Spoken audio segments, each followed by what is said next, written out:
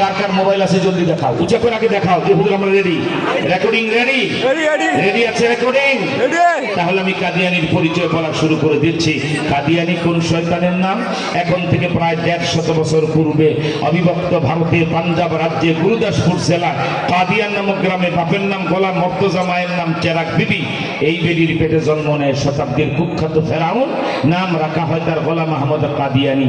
এই বেয়াদব এখন থেকে 100 বছর পূর্বে উর্দুতে একটা বই লেখে, বইটার নাম কি? এক গলতি কা ইজালা, পৃষ্ঠা নাম্বার 10। এই বইটার 10 নম্বর পৃষ্ঠা বেয়াদব কাদিয়ানি লিখে, মোহাম্মদ আখিরি পয়গম্বর নেহি হ্যায়, मैं ही आखिरी पैगंबर हूँ। মোহাম্মদ শেষ নবী নয়, আমি শেষ নবী। মানবে মোমেন সাহেব মুসলমানেরা? যেখানে কাদিয়ানি সেখানে জিন্দা কবর, ঠিক কিনা জোরে পারবে তো? মোমেন সাহেব লোকেরা পারবে? মনে রেখো, আগামী 1 বছরের ভিতরে কিন্তু একটা কারবালার মতো যুদ্ধ হবে কাদিয়ানিদের বিরুদ্ধে ইনশাআল্লাহ। এই কপালটা যদি তোমাদের ভালো হয়, এটার মধ্যে যদি পোড়া কপাল না হয়, তাহলে 2-2.5 মাসের মধ্যে ইসলামী গভর্নমেন্ট হবে, নিজে নিজে খতম অনুভূতির বিল পাস হবে, কাদিয়ানিরা মুসলিম গঠিত হবে, আন্দোলন টান্দোলন কিচ্ছু লাগবে না, ঠিক কিনা পড়ে? আর খোদা না করুন যদি কোনো আবু জেহেল ক্ষমতায় বসে বসে, তারা তো 55 বছর পরে নাই, এখনো নবীর আইন করবে না, ঠিক কিনা তো রাখা? 3 কোটি যুবক নিয়ে ঢাকায় বাসের লাঠি সহ 1 বছরের ভিতরে যদি অন্য রকমের সরকার আসে, এমন পাড়া দেব গলায়, জিব্বা বাহির করে আইন পাস করে আনবো, ঠিক কিনা? সেই যুদ্ধের জন্য প্রস্তুত? তাহলে আপনাদেরকে লেন্দি প্রস্তাব দিয়ে যাই, নগদ একটা কাজ করবেন।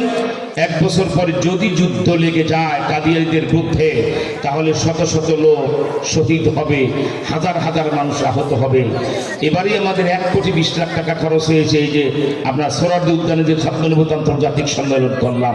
আর যদি কোনোদিন রক্তপাতার লাশ পড়ে, মদিনাওয়ালার প্রেমে লাশ পড়লে 1,500 নয় রে, লাখ লাখ কিয়ামত হয়ে যাবে, ঠিক কিনা? সেদিন শত শত কোটি টাকার দরকার হবে, রক্তের দরকার হবে, আহত লোককে চিকিৎসা দিতে হবে। তাই বাংলাদেশের প্রত্যেকটা মুসলমান নিজে নিজের বাড়িতে একটা গাছ নিয়ত করবেন, আল্লাহ যদি খতমে নবুতের যুদ্ধ লেগে যায় আর কোটি কোটি টাকার দরকার হয়, আমার এই গাছটা বিক্রি করে খতমে নবুতের ফান্ডে দেবো। একটা ছাগল পালবেন, একটা গরু পালবেন, আল্লাহ যদি যুদ্ধটা হয়, ইসলামী দল ক্ষমতা আসতে কিচ্ছু লাগবে না যুদ্ধ মতো, ঠিক কিনা? আইন এমনি পাশ হয়ে যাবে, আমরাই করবো নিজেদের হাতে আইন, আলহামদুলিল্লাহ বলে। আর যুদ্ধ যদি লাগে, একটা গরু একটা ছাগল বাড়িতে পালবেন, গ্রামের বাড়িতে পালবেন। এই নিয়ে আল্লাহ 1 বছর পরে যদি কারবালার মতো খতমে নবুতের নবী প্রেমী যুদ্ধ হয়, এই গরুটা ছাগলটা বিক্রি করে খতমে নবুতের ফান্ডে টাকা দেবো। খতমে নবুত খেলা মনে করছেন? এই চলমান জেহাদ খতমে নবুতের টাঙ্গাইল মির্জাপুরে 20,000 লোক মাহফিলে। আল্লাহর এক বান্দি দেখলো, আহারে পুরুষ লোকেরা ঢাকায় সোহরাওয়ার্দী উদ্যানে যাবে, আমি নারী, আমাকে তো হুজুরা প্যান্ডেলে জায়গা দিবে না। তার গলার সোনার চেন কান্দা ছিঁড়ে খতমে নবুতের ফান্ডে দিয়ে দিয়েছে। আল্লাহর বান্দি মির্জাপুরের, টাঙ্গাইল মির্জাপুরে আল্লাহর বান্দি যেদিন গলার সোনার চেন খতমে নবুতে দিলেন, 7 দিন পরে স্বপ্নে দেখে নবী কন্যা হযরতে ফাতেমা তার গলায় বেহেশতের সোনার চেন পড়ে। সুবহানাল্লাহ। ওই ঢাকায় পল্টনে ট্রেড ইন্টারন্যাশনাল মালিক সৈয়দ এনায়েত করিম লিভার পচে গেছে, 30 লাখ টাকা সিঙ্গাপুর মাউন্ট এলিজাবেথ হাসপাতালে খরচ করছে, ডাক্তার রোগী ধরতে পারে না। মাত্র 2.25 লক্ষ টাকা নবীজির এই খতমে নবুতির মিশনে দিয়ে, আমাদের চলমান জেহাদে দিয়ে উনি সিঙ্গাপুর গেলেন, চেক আপ করে দেখেন ওই রোগটা তার লিভারে আর নাই। সুবহানাল্লাহ। মনে রেখো, যে সংগ্রামটা আমি করে যাচ্ছি, আজকে বাংলাদেশের সব ওলামায়ে কেরাম আমরা এক হয়ে গেছি।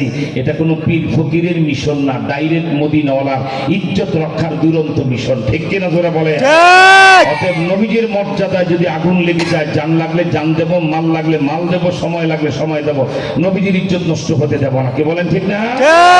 তাই 2 নম্বর শর্তটা যে গলার গোড়ায় সব আওয়াজ জমা করেছেন, আপনারাই বলেছেন। আমি জিজ্ঞেস করেছি আল্লাহ কয়জন? বলেছেন 1জন। এরপরে বলেছে আল্লাহর পরে আল্লাহ আছে, আল্লাহ নাই। এখন জানতে চাই, আল্লাহকে বাদ দিয়ে কোনো বেয়াদব যদি বলে আমি আল্লাহ, আসে মুসলমান না কাফের? কাফের হয় না? আর জোরে বলতে, মুসলমান না কাফের? কাফের। আমি বলবো যেমন, আপনারা বলবেন ফেরাউন। যেমন ফেরাউন এই বেয়াদব আল্লাহকে বাদ দিয়ে আল্লাহ দাবি করেছে, সুতরাং ফেরাউন মুসলমান না কাফের?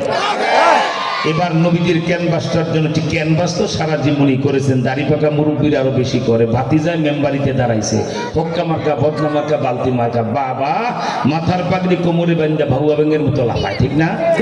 ঠিক মেম্বার চেয়ারম্যান ক্যানভাস করে কি পেয়েছেন? আধা কাপ লাল চা আর একটা বিড়ি, ঠিক না? ঠিক মদিনাওয়ালার যে ক্যানভাসটা এখন করে নামাজে চলে যাবেন, যদি জীবনের সর্বোচ্চ শক্তি দিয়ে নবীজির ক্যানভাসটা করতে পারে, কম যদি পান আল্লাহ রসুলের হাতে এক গ্লাস হাউজে কাউসারের পানি পেয়ে যাবে। সুবহানাল্লাহ যে পানি হাসরের ময়দানে একবার পান করলে 50,000 বছর আর পানির পিপাসা লাগবে না। সুবহানাল্লাহ। সেই পানি আমরা চাই।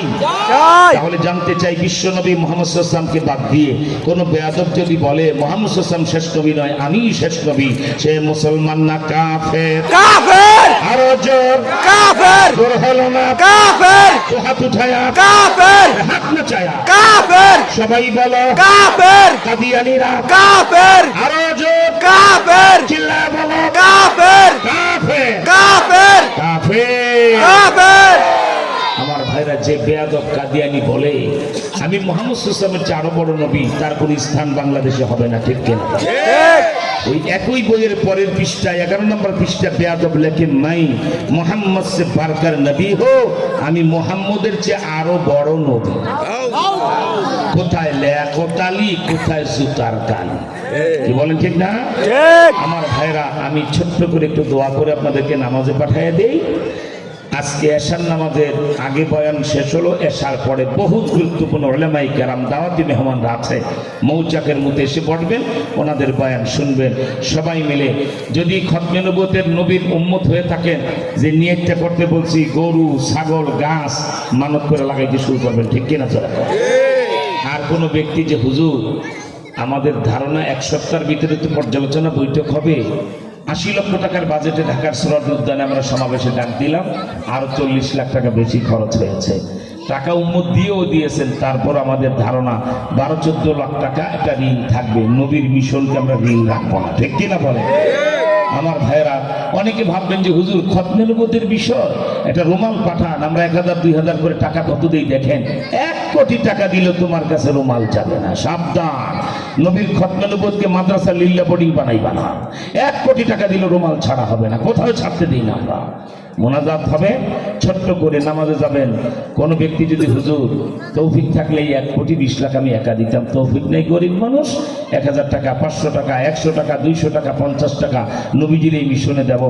তারা মোনাজাতের পরে মসজিদে দৌড়ায় যাওয়ার সময় সরাসরি আমার হাতে দিয়ে যেতে পারবেন। আর বড় দান যারা করতে চান, মোমেন শাহী বড় মসজিদের খতিব আব্দুল হক সাহেব হুজুর আমাদের কেন্দ্রীয় খতমে নবুয়তের 8 জনের একজন মুরব্বী, আলহামদুলিল্লাহ। আলহামদুলিল্লাহ। বড় মসজিদে ওনার কাছে পৌঁছাইতে পারলে হুজুর আমি 1 লাখ টাকা দেবো, আমি একটা গরু কেনার টাকা দেবো খতমে নবুয়তের জন্য, ওখানে পৌঁছাইলে সেটা আমাদের কাছে উনি পৌঁছায় দেবেন ইনশাআল্লাহ। বলেন চলুন ছোট্ট করে দোয়া করি। আলহামদুলিল্লাহ আলহামদুলিল্লাহ ওয়াসসালাতু ওয়াসসালামু আলা খাতামিল আমবিয়া ওয়াল মুরসালিন। রব্বানা যালামনা أنفسنا وإن لم تغفر لنا وترحمنا لنكونن من الخاسرين। আল্লাহ তাকায় দেখেন, আজকে মোমেন শাহী একটি মাদ্রাসা মসজিদের পক্ষ থেকে আয়োজিত মাহফিলে এমন সময় মোনাজাতে হাত তুলেছি, এমন সন্ধ্যা ঘনিয়ে গেলে আমার বাংলাদেশে কোনো ভিক্ষুক কারো বাড়িতে হাত পাতে না। আল্লাহ, কোন ভিক্ষুক যদি কারো বাড়িতে হাত পাতে, বাড়িওয়ালা যদি ফিরাইয়া দেয়, ভিক্ষুক আরেক বাড়ির দরজায় চলে যায়। আপনি যদি ফিরাইয়া দেন, আমার ফেরার কোনো দুয়ার না, ফিরাইয়া দিও না, খেদায়া দিও না।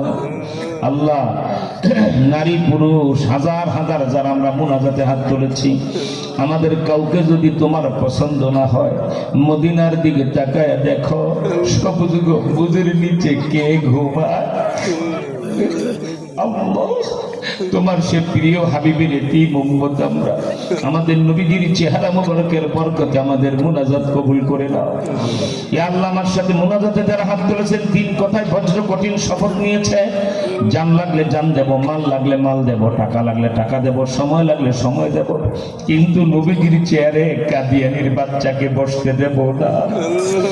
আল্লাহ তাই তো প্রতিদিন দেখি মোনাজাত যখন শেষ করি একজন লোক নবী পাগল দৌড়া স্টেজে এসে আমার সাথে হাত মেলায়, হুজুর এই 1000 টাকা 500 টাকা 100 টাকা এই কিছু টাকা আমি নবীর খতমে নবুয়তের ফান্ডে দিলাম। আল্লাহ আজকেও নামাজের আগে এখন মোনাজাত শেষে দৌড়ায় স্টেজে এসে নিজের হাতে দিয়ে যারা মসজিদে চলে যাবেন আমি তাদের কাউকে চিনব না, সাথে সাথে তাদের নামগুলি মদিনায় আজকে রাতেই নবীজির হাতে পৌঁছায় দিও আল্লাহ। ইয়া আল্লাহ আমার সাথে মোনাজাতে যারা হাত তুলেছেন অসংখ্য মা বোনেরা পর্দার আড়ালে আছে, তারা একটু আগে শুনলেন টাঙ্গাইলের মির্জাপুরের আপনার এক বান্দি তার গলার সোনার চেইন নবীজির খতমে নবুয়তের কাজে দিয়েছেন। যেদিন দিলেন 7 দিন পরে স্বপ্নে দেখে নবী কন্যা হযরতে ফাতেমা তার গলায় বেহেশতের সোনার চেইন পড়ায়। আল্লাহ তাই নাকের ফুল কানের দুল গলার চেইন হাতের সোনার চুড়ি যে সকল মা বোনেরা এই মসজিদ মাদ্রাসায় পৌঁছে দেবেন খতমে নবুয়তের নামে ওনারা আমানতদারির সাথে আমাদের কাছে পৌঁছে দেবেন। যদি তোমার কোনো বান্দি যদি এভাবে সোনা দানা দান করে কিয়ামতের ময়দান পার করে জান্নাতে নিয়ে ফাতেমার হাতে বেহেশতের অলংকার পরায় দিও আল্লাহ। আয় আল্লাহ আমরা যারা মোনাজাতে হাত তুলেছি কারো মা নাই, কারো বাবা নাই, কারো মা বাবা দুইজনের একজনও নাই। আল্লাহ কবর থেকে তারা কাঁদতেছে সন্তানের নাম ধরে, বাবা তুমি মোনাজাতে হাত তুলেছ, আমি তোমার মা কবরের সাপে কামড়ায় জাহান্নামের আগুন কলিজায় জ্বলে রে বাবা। আয় আল্লাহ এই মাহফিলের মোনাজাত কবুল করে মা বাবা দাদা দাদি নানা নানির কবর বেহেশতের বাগান বানায় দেও আল্লাহ। ইয়া আল্লাহ আজকের এই মাহফিলটাকে হেদায়েতের জরিয়া বানায় দেন, এই মাহফিলের বরকতে বেনামাজিকে নামাজি বানায় দেন আল্লাহ।